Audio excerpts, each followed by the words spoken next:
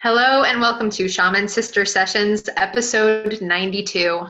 I'm Michelle Hawk and I'm here with my shaman sister, Katherine Bird. And we're bringing you a mini series, a two-part mini series in this episode and the next episode on entities and psychic attacks. And our first episode in this mini series that we're speaking about right now is why you don't have an entity and no one is attacking you. This seems to be a thing where Kat and I both have a lot of people reaching out to us either thinking they have an entity attachment or an energy vampire or some sort of demonic thing going on, or they're under psychic attack. And most of the time that is not the case. So in this episode, we'll explore the you don't have an entity version. And then in the next episode, we'll explore actually maybe you do if these are some of the things that are going on. So sit back and enjoy. Kat, how are you doing? I'm great. I'm in New Mexico and it is snowing and it was raining all night. So it's going to be super icy and it's very cold, but it's lovely. And I'm doing really great. And I'm so glad that we're doing these episodes because this is something that we've been talking about for quite a while, kind of back and forth of, so I had this conversation or I had this session or, got this very interesting email or whatever these things are. And that now that people sort of have within their consciousness that entities are a thing, and that they might have one. Everyone seems to think that they do. And so we're going to kind of dispel some of the, I don't know if they're myths, but sort of why we think that we do when maybe we don't, and what might be going on instead, and what are some of the things that sort of lead into this belief system and pattern, and what are some of the things we can do. And there's so much to say about this. So I'm just really excited to be here. Mm-hmm, absolutely. And as I mentioned, Kat and I both have our fair share of people reaching out to us who have expressed this concern. And so if you're one of these people, or if you are thinking this, watching this episode, then I invite you to rest assured that it is actually far more likely that you do not have an entity and you are not under psychic attack. So let me just kind of set your mind at ease right now. We're going to give you some really good tools to look at this. So I guess the first piece that we're going to talk about is what is an entity or an attachment? And if one were to have an entity, what does that mean? Mm-hmm. So we'll get into this even more in the next episode, but just to mention, I guess we could say that an entity would be a being, a non-corporeal being that is hanging out in your body or in your energy field, maybe in your home, could be attached to a place, a person, could be lots of things. So, and this could run the gamut of lots of different possibilities of being someone who's passed on, who hasn't moved on to the next plane, an energy sort of being that's been created through the process of sort of dark magic or something like that, where you can kind of create a being that could attack someone. That could be a possibility, not a high likelihood, but a possibility. Some sort of nature spirit, sort of guardian being that is warning you to move on to something else. It could be some sort of other kind of being. So there's so many kinds of different beings that you can come in contact with. And there are lots of them, and not all of them are bad and not all of them are good. And they run kind of a wide range of possibility. And often when we come in contact with something, we choose to believe the scariest thing usually. Right, which is what we're going to get into on why people assume they have entities and attachments and are under attack.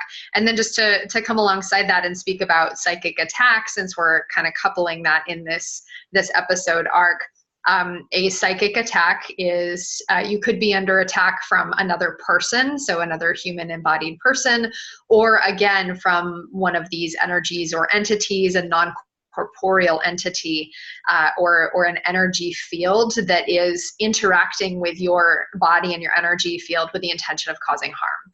So suffice it to say, we're kind of keeping the exploring of that until the next episode, where we're going to break down more of those pieces. But just know that when we're talking about why you don't have an entity, this is what we're referring to, and why no one is attacking you. Again, it's far less likely that you're actually having someone or something directing harmful energy your way. And there are other things that are far more likely, which is what we're spending time with today. Right. So, yeah. And this is important because we can scare the pants off of ourselves and we can create a lot of story.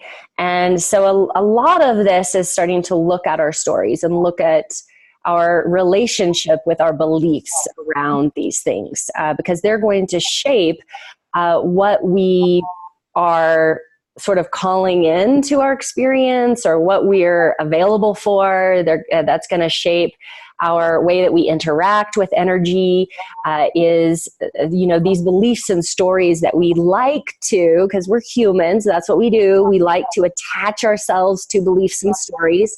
And in that process, we like to give them more energy. And so if this is happening and you're giving energy to something that isn't necessarily actually really a thing, then you're creating something based on this story and this belief system, which can ultimately be harmful, because we are incredibly powerful beings. We are incredible creator beings.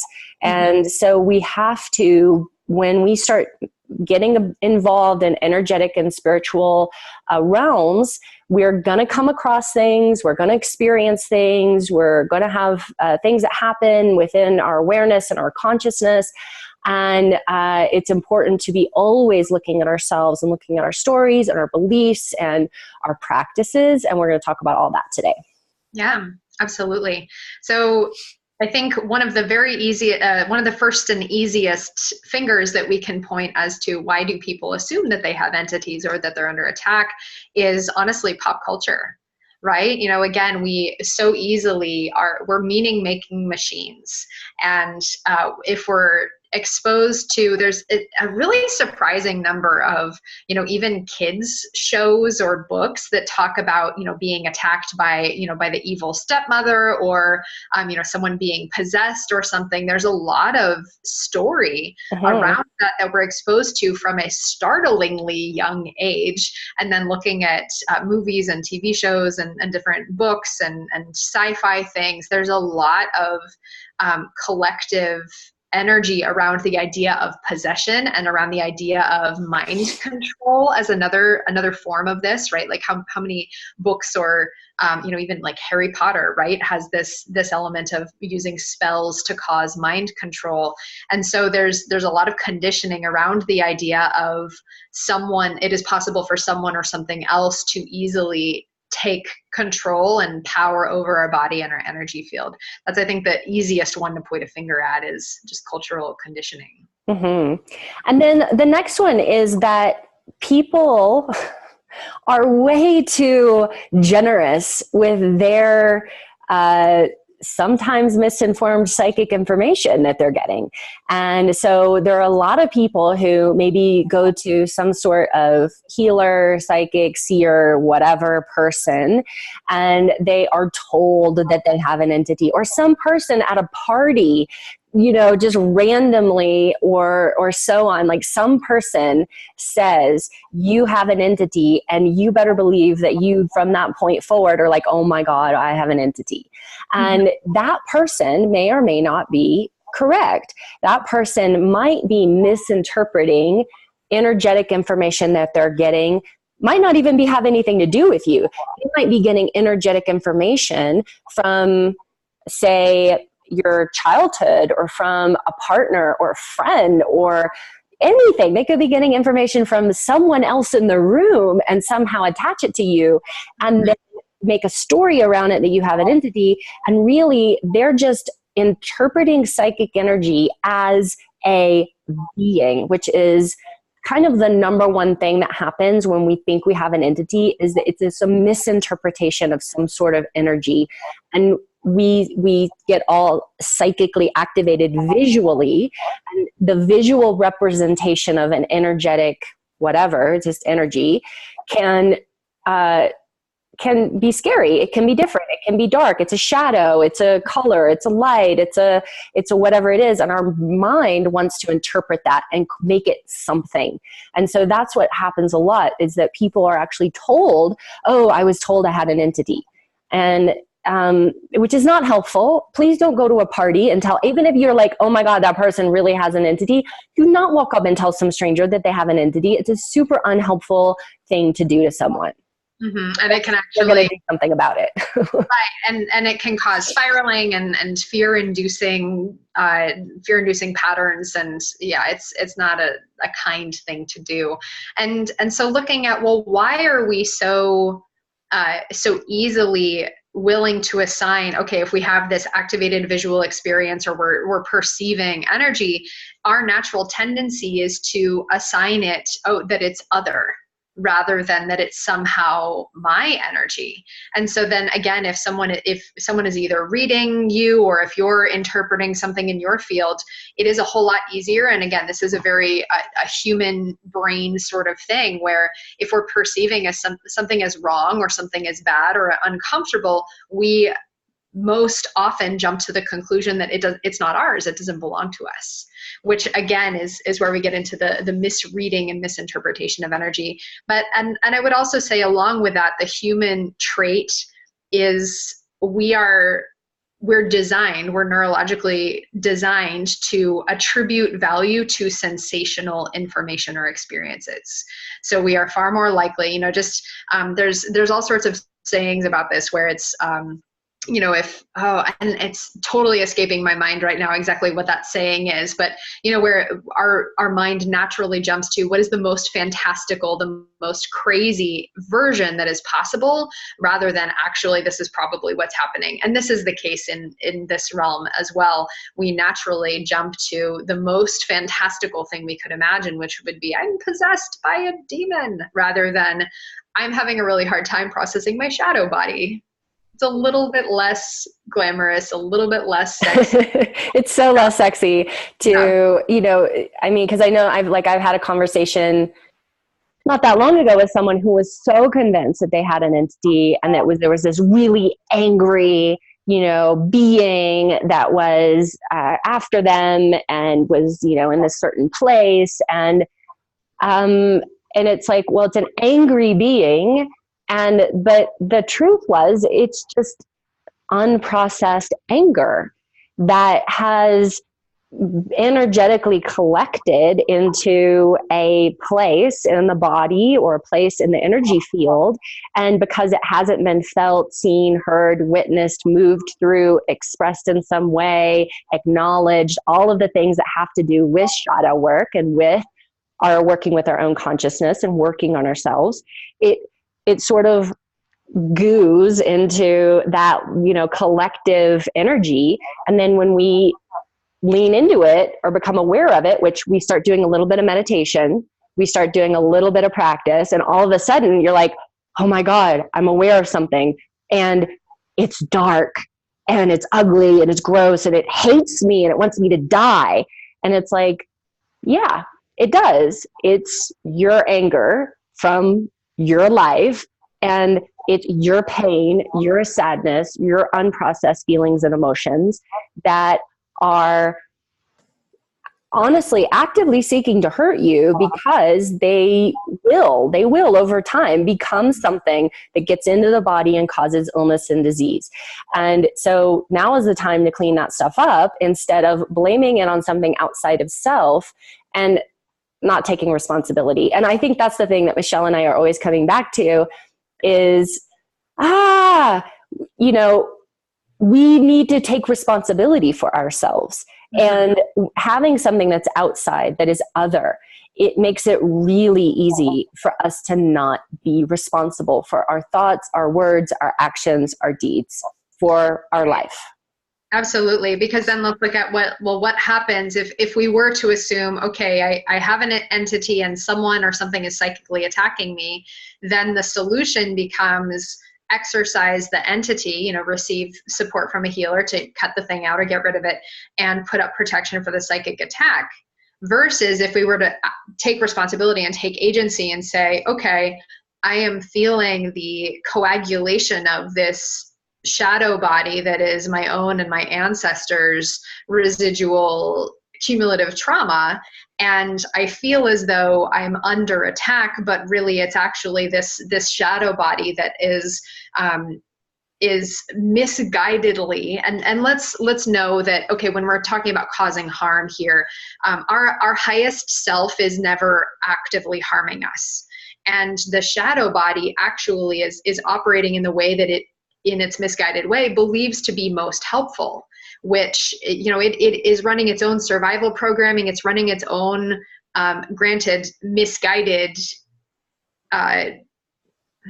what's the word I want to use? It's running its misguided motives, but at its core, it is seeking, in the best way that it knows how, to be of service, but we're interpreting that as intending to cause harm. And Right. So this feeling of attack, it's not actually trying to hurt us, it's trying to save us, but in this really twisted way. And what that would require us to do is to look at our own trauma, our ancestors' trauma, the beliefs that were put into place in order to allow this coagulation of the shadow body, to look at our own psychic processes, to take agency for our personal health and well-being. That's a fuck ton more work than just go see a healer and have them cut out an entity. It's a lifelong investigative process that quite frankly, a lot of people, if they're in that place of looking to assign blame or assign energy elsewhere, they don't want to sign up for.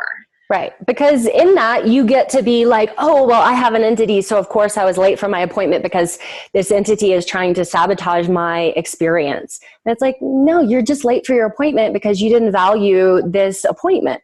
Right? Mm-hmm. Like, oh, I have an entity, so I'm really bad in relationships because this entity wants me to lash out at people. And it's like, maybe there's some anger inside that, and some stuff around relationships that could be looked at.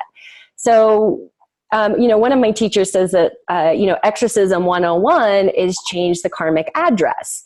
And I think that that's brilliant because even if it is an entity, okay, and we'll get into this later, but even if it is an entity, there is something within you that is attracting that energy, because like attracts like. And if you are resonating with this frequency, you are that, right? So what is it within you that you can change the address so that that energy doesn't know where you are? It's like, oh, I'm not resonating with fear, anger, grief, and lots of pain and all of this, turmoil and trauma and chaos. I'm not actively seeking out chaotic situations in my life. I've changed my address. So I've changed. I'm different. I'm no longer resonating with these energies, entities or not, that are attacking me. And like you said, Michelle, it's a lot more work. It's a lot more work to work on your own consciousness than it is to assign these things to external sources. Mm-hmm. And so then I think it's really interesting to look at, well, what are other factors involved with taking responsibility and taking agency? Because, and again, Kat and I have plenty of stories of people who have reached out to us, and oh my gosh, I'm sure we could, write a really crazy book of all the things that we hear from people. And then, it's really interesting to look at when Kat and I do have these conversations with people and suggest, okay, you probably don't have an entity. Here are some things to do, some practices to do. Go do these practices and get back to me. Kat, what percentage of people would you say actually do what you advise them to do and get back to you?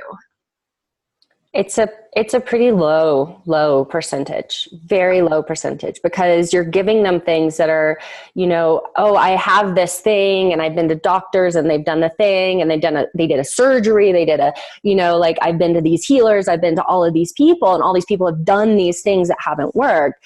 And then, I might give some pretty specific things to do and say, go do those things. Email me back in 2 days once you've done those things, and I'll never hear from them again. But they were very, very interested in carrying on a conversation with me about like feeding the energy of this thing that's wrong with them and feeding the energy of this entity and talking about it a lot and like giving it a lot of attention and really, creating an enormous story around it and its effect on life and all of these things and how their life is falling apart in all of these different ways. And yet when you're like, okay, well, I'm open to working with you, but I want you to go away and do this list of simple tasks. By and large, most of the time, I never hear from them again. They just want someone to like, okay, fix me. And it's a thing. Like we're made in Western society where we're like, fix me. And we don't want to take responsibility for ourselves. We don't want to think that what we're experiencing might just be our own pain. Mm-hmm. Absolutely. Yeah, I would say I also have a very low percentage of these people who follow up or circle back. And it blows my mind a little bit because I just imagine myself in this circumstance of if I thought I had an entity or if I thought that there was some sort of attachment or harmful being and I went to seek out a shaman and a shaman told me to do XYZ, you better fucking believe I would do XYZ and follow their instructions to the letter and back to them, which then, I think, Kat, one of the pieces that you're bringing up that I want to spell out for people is there's a lot of identity wrapped up in I have an entity. I'm doing air quotes if you're listening and can't see the video. I have an entity, then it's almost like, and maybe you found this to be the case too, and people, I want to put this out to you as if you ever come into contact with someone, it almost is like this weird specialness. You know what I mean? Where people like kind of dig that. Right. Like I'm always being attacked or I'm always being attacked by dark beings. Right. And it's like this sort of bizarre specialness, like badge of honor somehow that I'm special enough to be attacked or something. Right. It blows my mind. It's a little bit like, well, here you are saying you don't want this to happen, and yet everything about your behavior and your words is actually continuing to perpetuate this energy taking place. I don't understand it. And, and I think that, again, when we get into our next episode of why you might have an entity or someone is attacking you, we'll look at some of the dynamics involved with that. But for right now, again, know that, what is most likely happening is this experience of coming into a new awareness. Kat, I love how you spelled that out of like, all of a sudden I'm aware of something that I wasn't aware of before.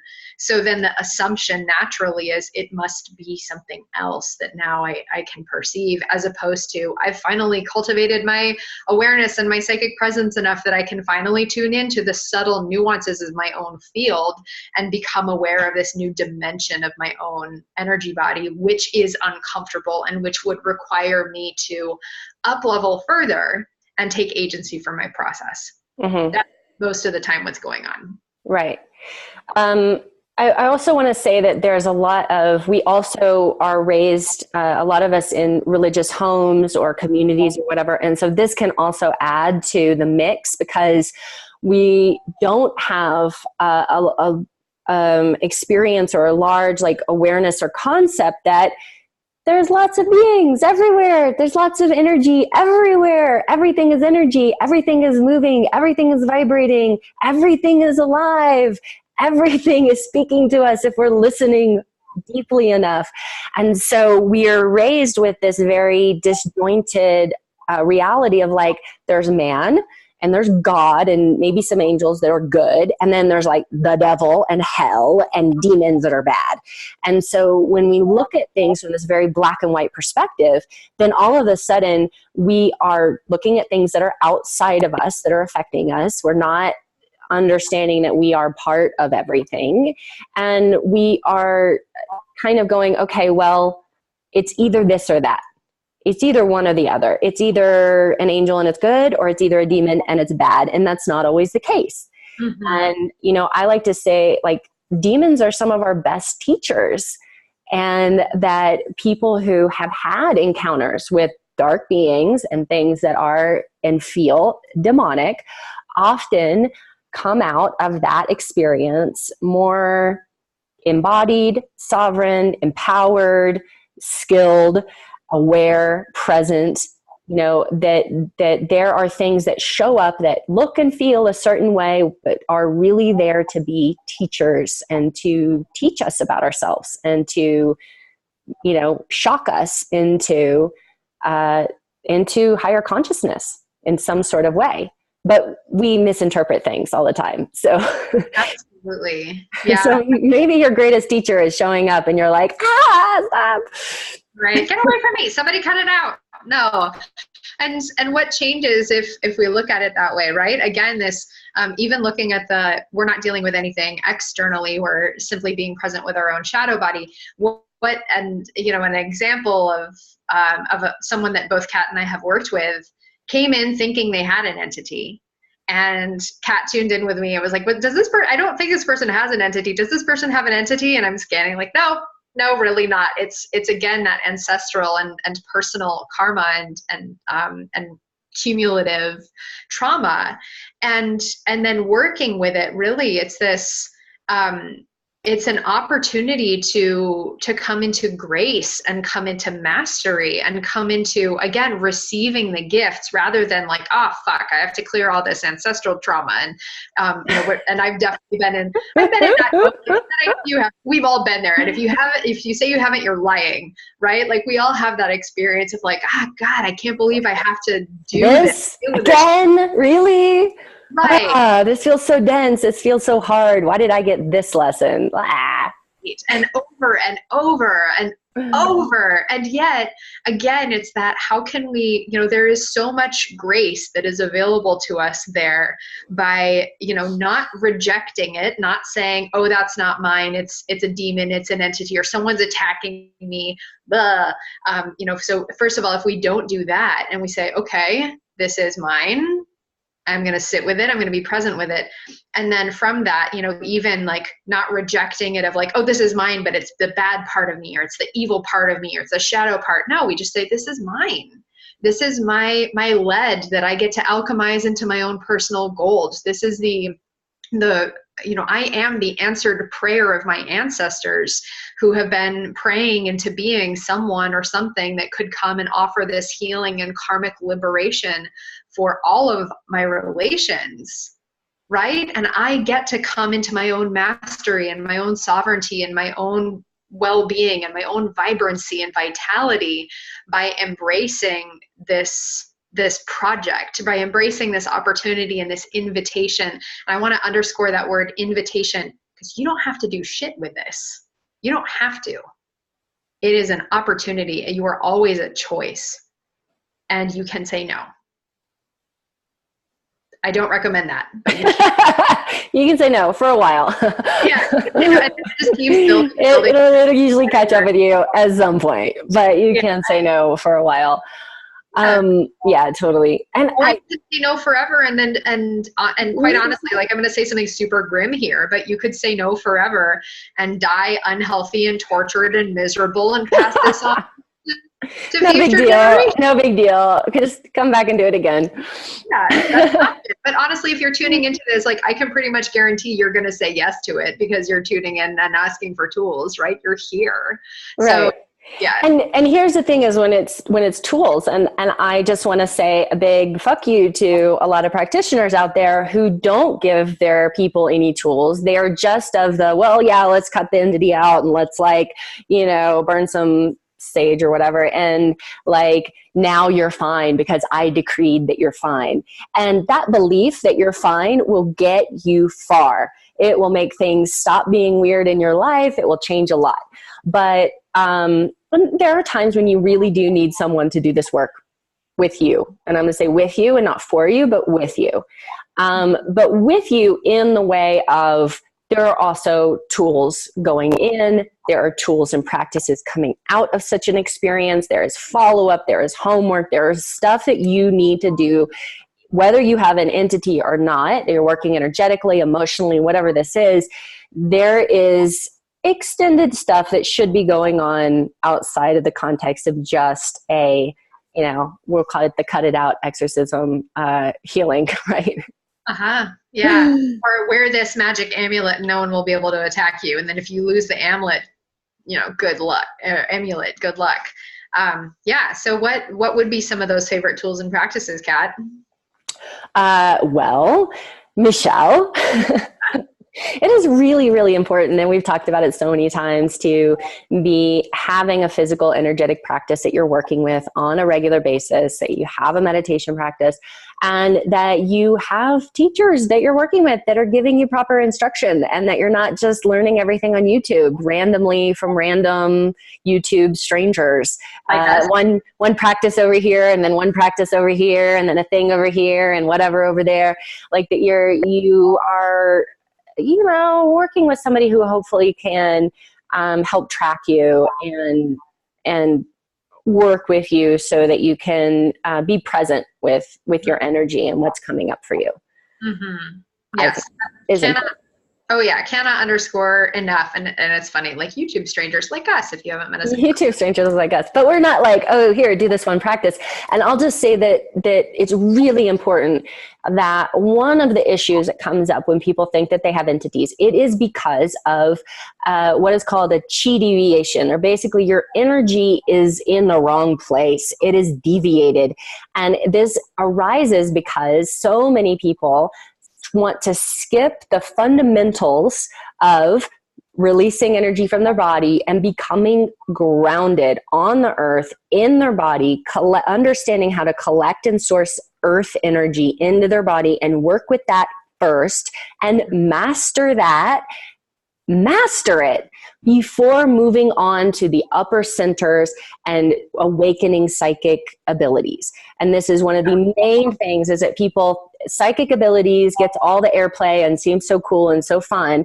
And so we're like, oh, let me go on YouTube and learn a practice to open my third eye. And so that's what we do because that seems like the interesting thing to do.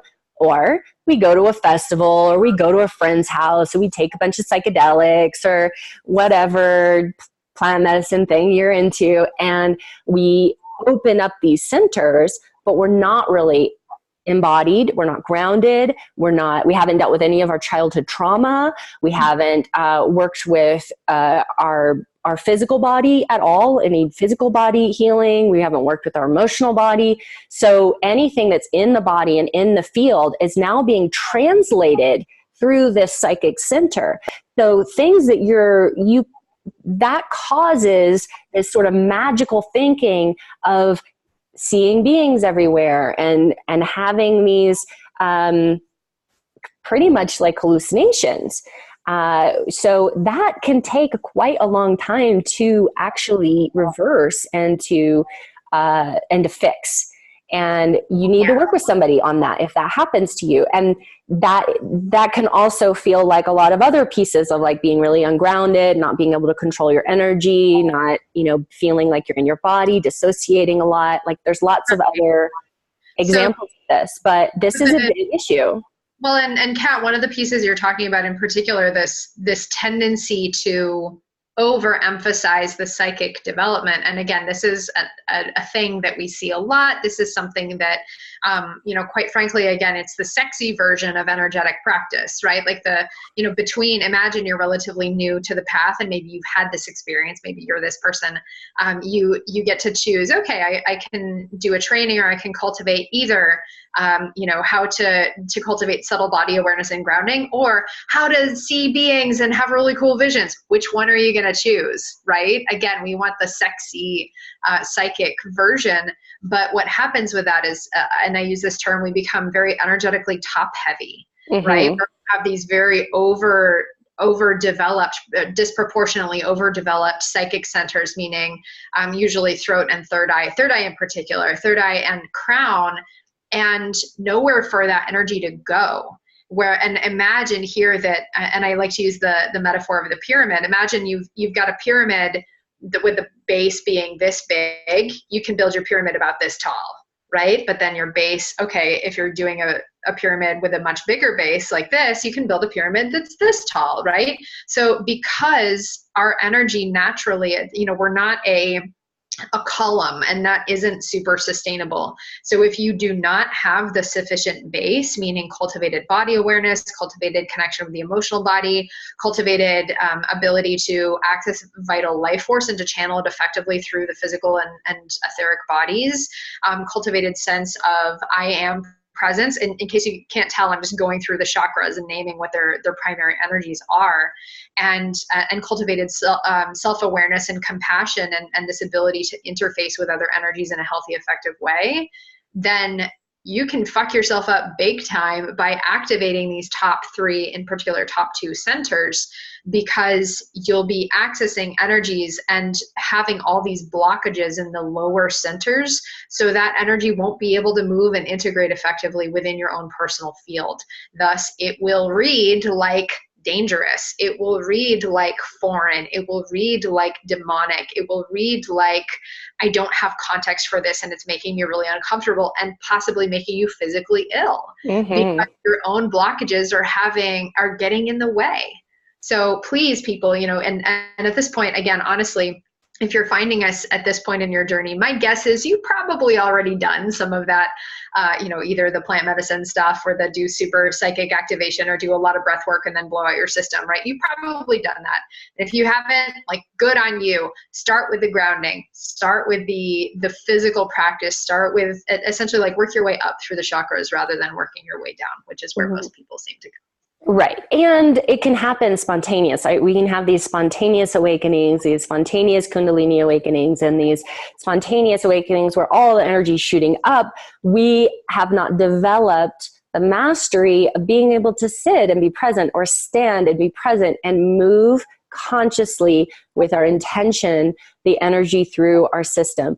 And if you don't have the ability to consciously connect to energy, cultivate it, bring it in, and move it through different areas of your body and be present with whatever is there that comes up when energy's in a certain area of a body, then you really don't have any business futzing about in the astral spiritual realms. Just take a step back. You will get there. You're right on time wherever you're at, and get into your body. And people don't want to do this because they don't want to deal with their childhood trauma. They don't want to deal with the beliefs that are in their body about themselves. They don't want to feel.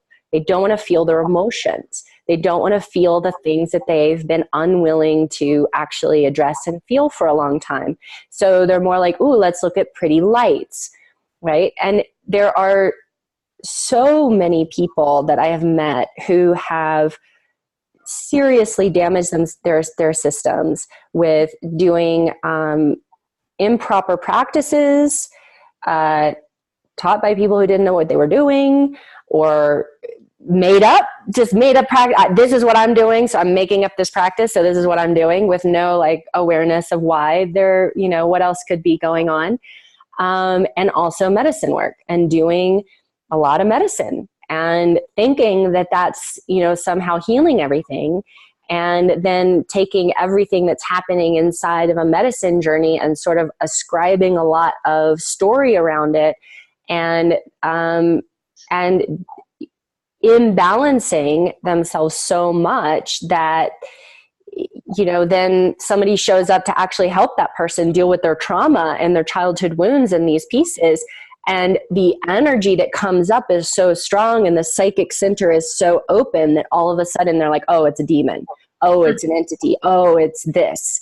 oh, I'm ascribing that demon. Now you have a demon, and this person, my mom has it. This everybody I see has all these demons because my my information gathering system has been so deranged.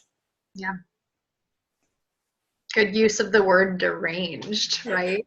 It's really easy to whip this up into a frenzy, right? So, and then you freak yourself out. Yes. You know, yeah. And that's not helpful. Being freaked out, being in your fear body is not going to help. So if you think you may or may not have it, it's like, take a deep breath. You don't, probably. You probably don't. No one is attacking you. Again, the title of this episode is You Don't Have an Entity and No One is Attacking You. So let's talk for a second about this, Michelle. Like, no one's attacking you. Yeah. What is one thing, like someone might be like, oh, so-and-so is attacking me. Why might they be thinking that so-and-so is attacking me? Like, what could be going on there? Well, so a recent example that I experienced personally was that someone very close to me, okay, fine, my ex, right, said to me, like, there's no sugarcoating that, okay, said to me, asked me, Michelle, have you been attacking me? Or have you been sending me bad juju? And of course, I'm like, no, what? Of course not. What do you mean? And she said, I've just been feeling a lot of bad energy coming from you lately. And I questioned further. I was asking, okay, can you tell me more about what you mean by that? And she said, I said, well, maybe you've just been feeling like I've been, moving stuff and I've been having some bad feelings. Maybe you were tuning into that. And she said, no, I was physically afraid for my safety. And so I asked her further questions and meanwhile thinking to myself, like, wow, okay, the fact that she even thinks that I would do that, that's illustrating the wisdom of that separation a little bit more. But what she was experiencing, again, not, and I didn't get word for word. We didn't have this conversation and breakdown. Maybe she needs to watch this episode and see why I wasn't attacking her. But I'm guessing she was thinking of me or having some psychic connection with me, which makes sense given, that we were in a very close relationship for years. And having bad feelings, right? She said she was physically afraid for her safety.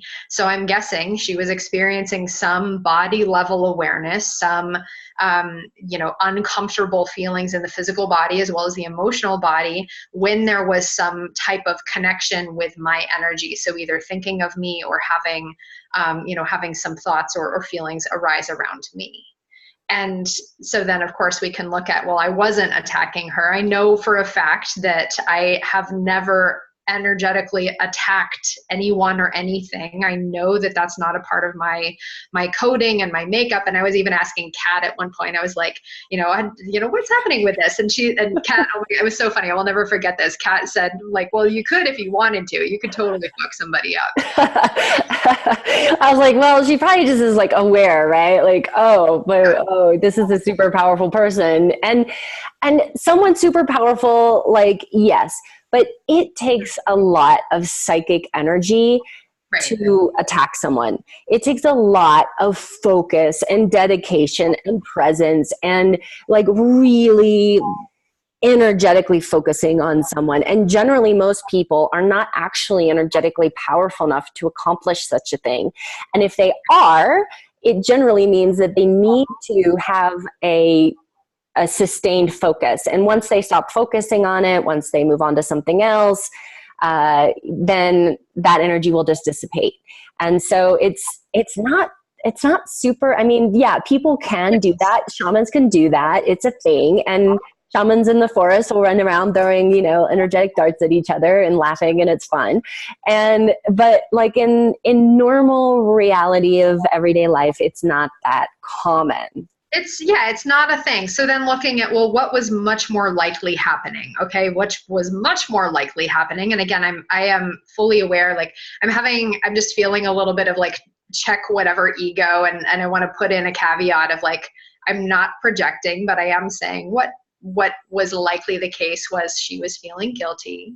She was feeling, probably experiencing her own pain body, right? And whatever is wrapped up in that pain body, feeling like missing me, or having regret about some choices, and feeling, her own pain of the separation, and wanting to disguise it as something else and not be fully present with that circumstance. So tuning into that pain body and thinking of me and feeling physically uncomfortable and emotionally uncomfortable, and also knowing that I'm a super powerful shaman who could totally fuck her up, according to Kat, she jumped to the conclusion that I was attacking her, when that was absolutely not the case. So invitation for you, if you are ever questioning, is someone attacking me? So here, I want to bring this in of like someone meaning a physically embodied human person, or something, a non-corporeal energy or entity.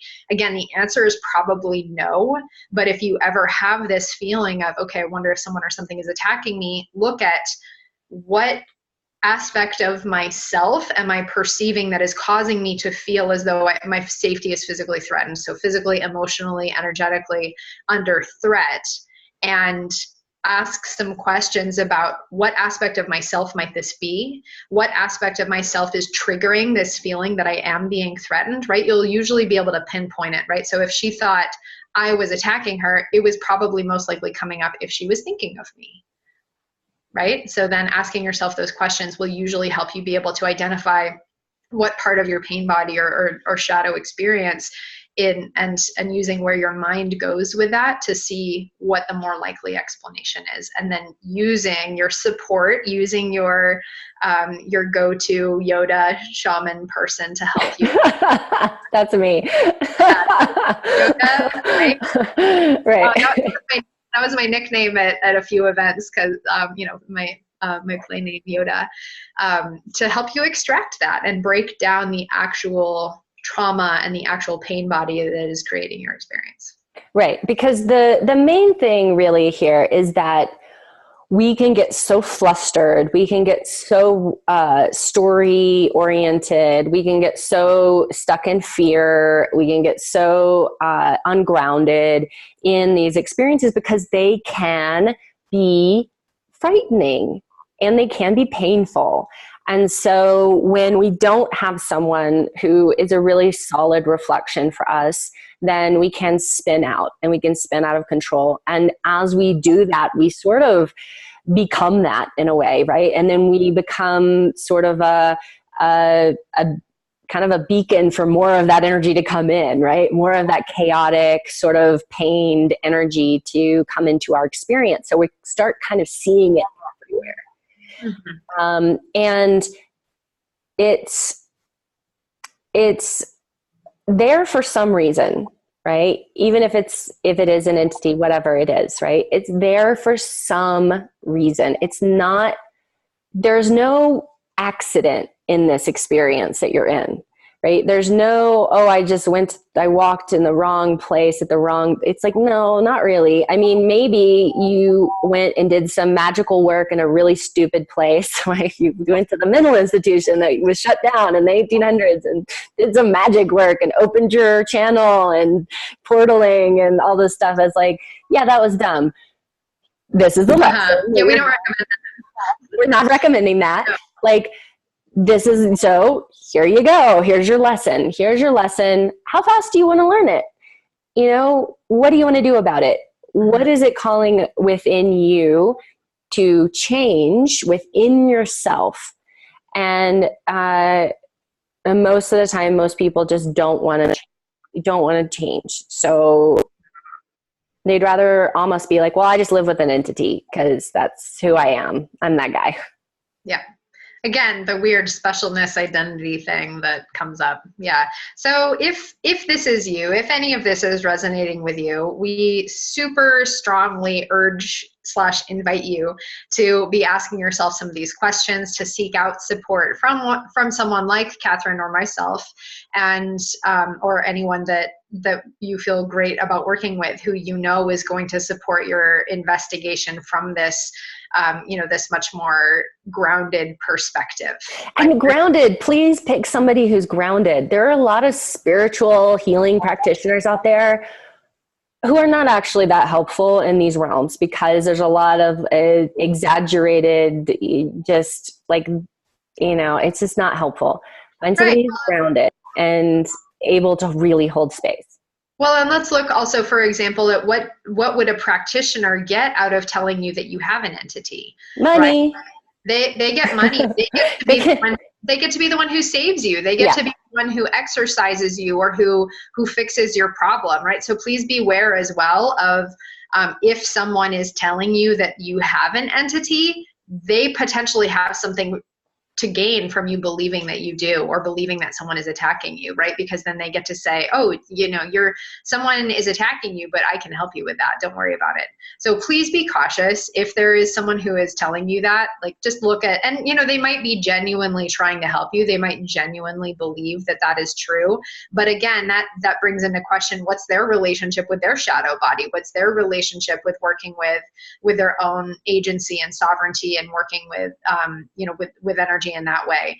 And again, if someone is prescribing or saying that you have attachments, or that you're under attack, it is far more likely that they're operating under a system where they believe that their own pain body is in some way an entity, or an attachment or attack.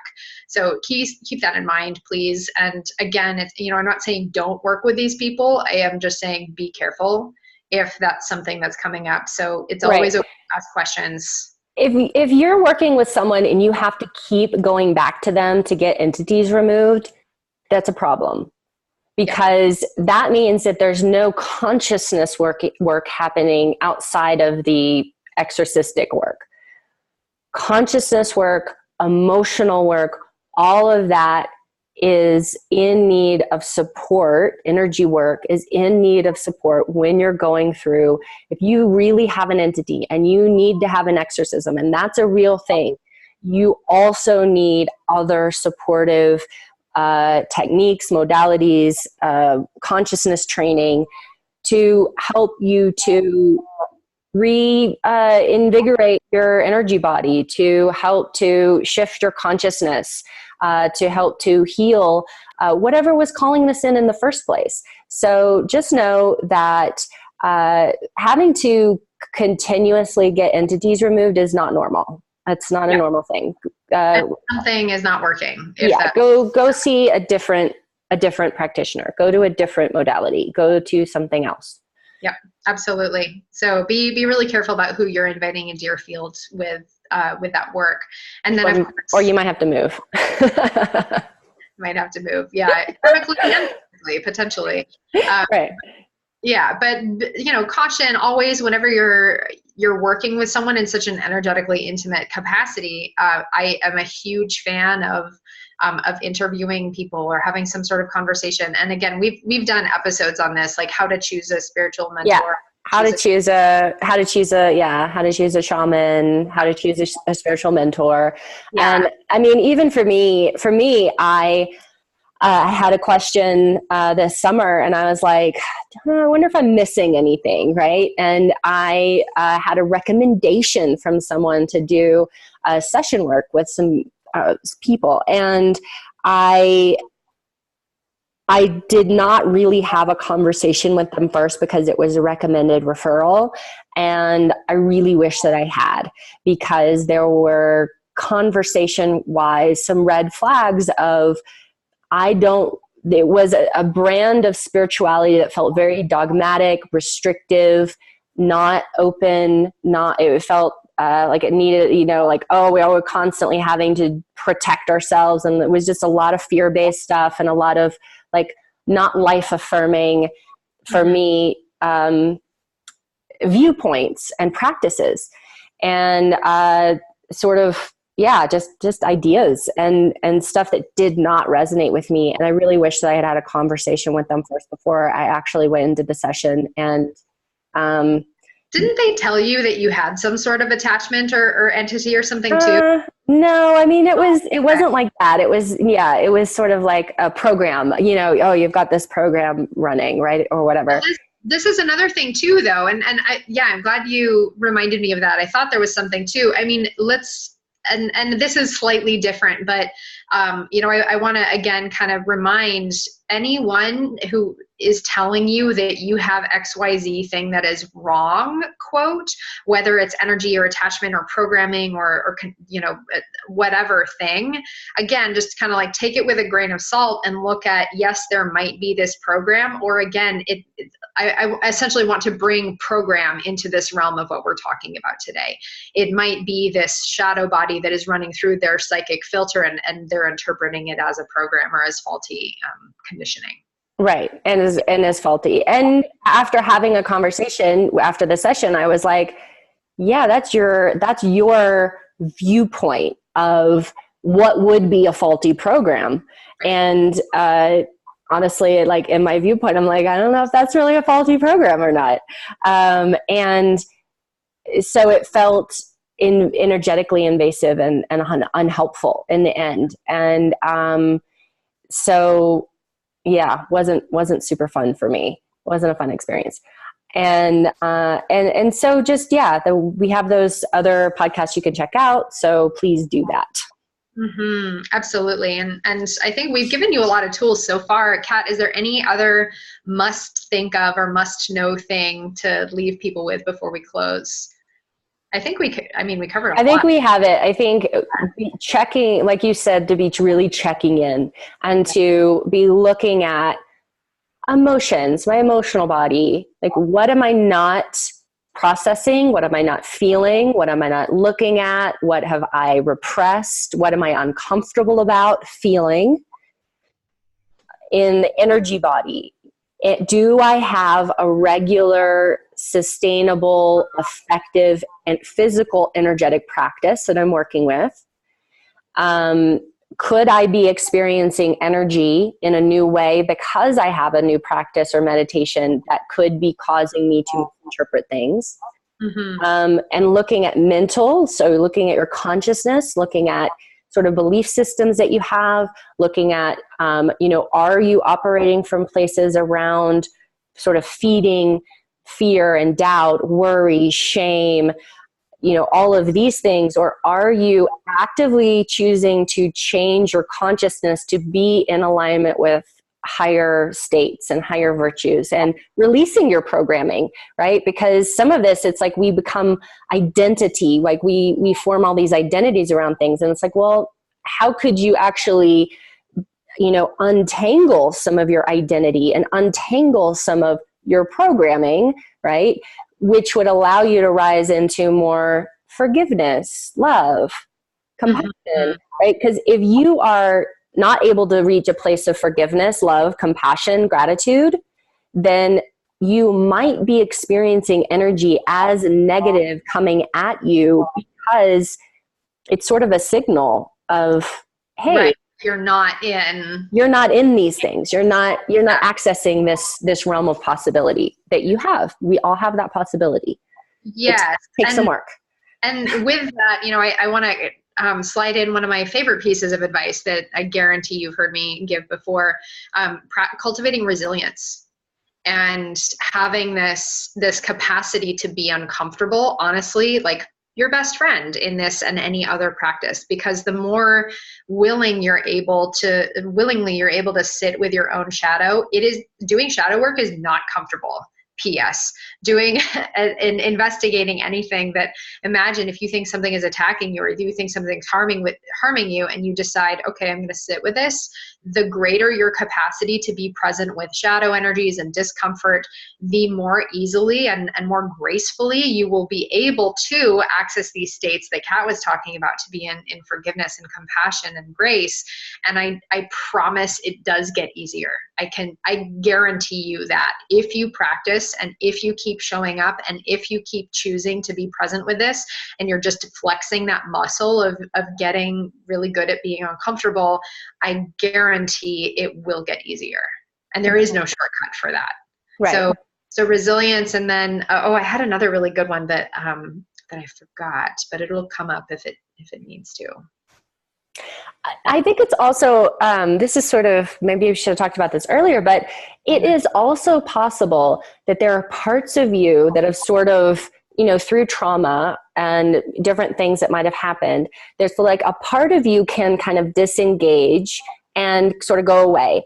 And then as you're becoming more stable and things are working out for you, that part might be coming back home to be with you. And you might be like, this is super uncomfortable. Why does this feels like a foreign body? Doesn't feel right. What is wrong with me?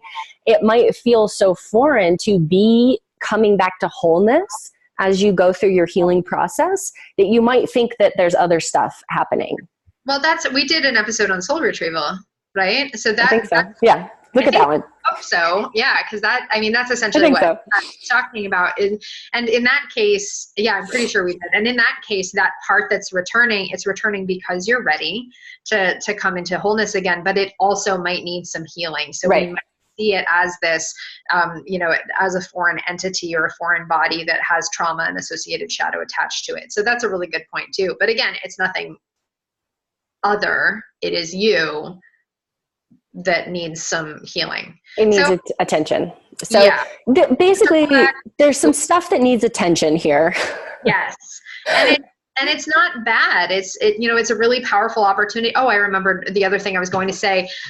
Treating this as precious, right? Like Kat was saying about having these beings be our teachers. But in this case, like, here is your own personalized, most powerful, darkest lead that is going to make the best gold, right? Like, if we have the opportunity to transmute this shitty feeling, crappy, dark, tumultuous, angry crud, and moving it through this process, that ends up being some of our most powerful gift.